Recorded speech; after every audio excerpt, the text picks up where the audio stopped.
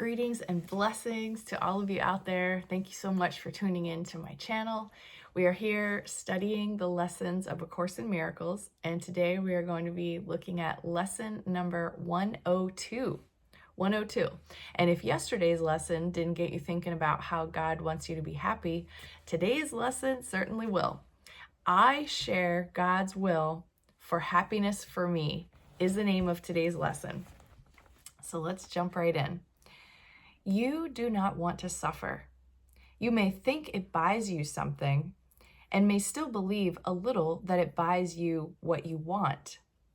Yet this belief is surely shaken now, at least enough to let you question it.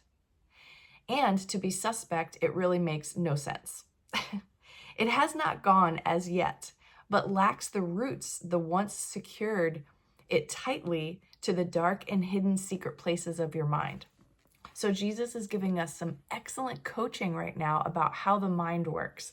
Essentially, repeatedly reading and meditating about and speaking these ideas in the Course in Miracles is overriding, rewriting, rewiring our brains. So he's telling us, you're probably not completely clear that this is 100% true and like living into it right in the moment, but that is coming the more that we study. And we're only on lesson 102. We have 365 that we're doing together. So by the end of this year, a lot is going to be anchored into your consciousness, and you may not even realize that your beliefs are changing and those things that once anchored you to the dark places of your mind no longer do. They've let go, and now it's up to you to kind of wrap that connection, pull that out and just shorten it. And then eventually it just disappears. It just dematerializes. All right, here we go.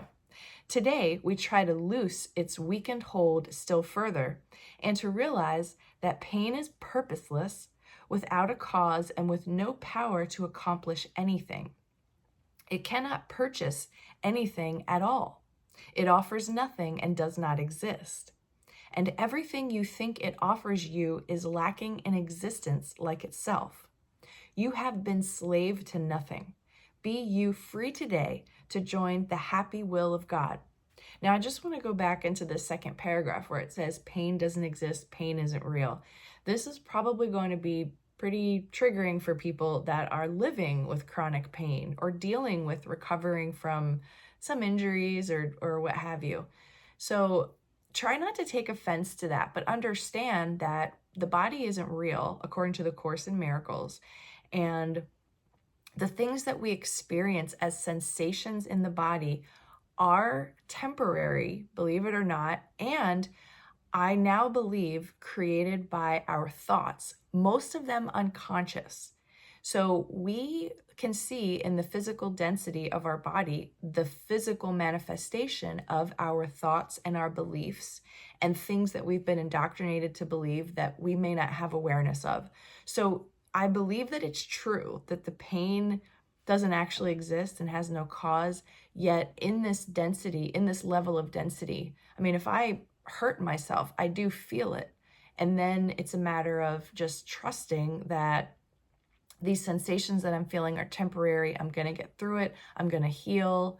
And it's sort of an attitude adjustment, but still acknowledging that, yeah, we do feel, we have, a nervous system and different things going on in our body, but let's not identify with it too much. And let's just remember it's temporary. All right. For several days, we will continue to devote our periods of practicing to exercises planned to help you reach the happiness God's will has placed in you. Here is your home, and here your safety is. Here is your peace, and here there is no fear. Here is salvation. Here is rest at last. Begin your practice periods today with the acceptance of God's will for you. I share God's will for happiness for me, and I accept it as my function now. Then seek this function deep within your mind, for it is there, awaiting but your choice. You cannot fail to find it when you learn it is your choice and that you share God's will. Be happy, for your only function here is happiness. You have no need to be less loving to God's Son then he whose love created him as loving as himself. Besides these hourly 5-minute rests, pause frequently today to tell yourself that you have now accepted happiness as your one function. And be sure that you are joining with God's will in doing this. So this feels like a life hack.